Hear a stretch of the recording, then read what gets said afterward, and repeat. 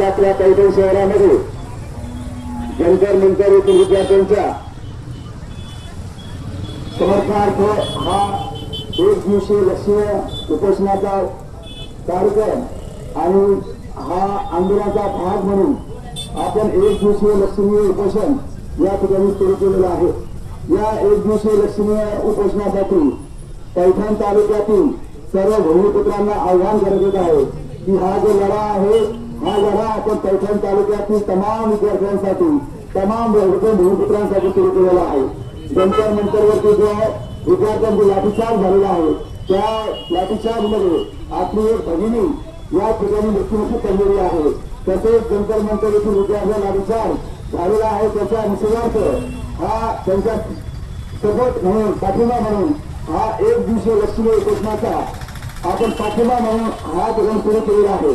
सर्व विद्यार्थ्यांना पैठण भूमिपुत्रांना विनंती आहे आपण या ठिकाणी सर्वांनी एकत्र यावं।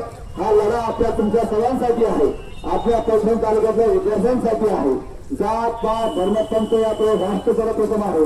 आपण सर्वांनी या विशेष मोर्चामध्ये सहभागी होऊन या एक दिवसीय लक्षणीय उपोषणाचा समर्थनार्थ उभायला हवं असं आपण या ठिकाणी आवाहन करत आहे। कारण येणारा काळ आपल्या कठीण आहे, विद्यार्थ्यांमुळे अन्याय होत आहे। आपण या ठिकाणी सर्वांनी एकत्र यावं आपल्याला विनंती करतो।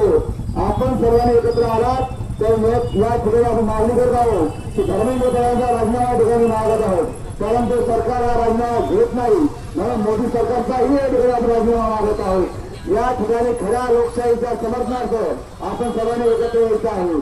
देशासाठी सर्व एकत्र यायचं आहे। संविधान महत्वाचं आहे, देश महत्वाचा आहे। हा देश हा आपल्या सर्वांसाठी आहे। आपण जर बघितलं या महाराष्ट्रामध्ये दिल्लीचं तख्त हळूहळू ताकद जर कोणामध्ये असेल तर या महाराष्ट्रामध्ये आहे आणि महाराष्ट्राच्या या पैठण भूमिपुत्रांनी ती ताकद निर्माण केली आहे।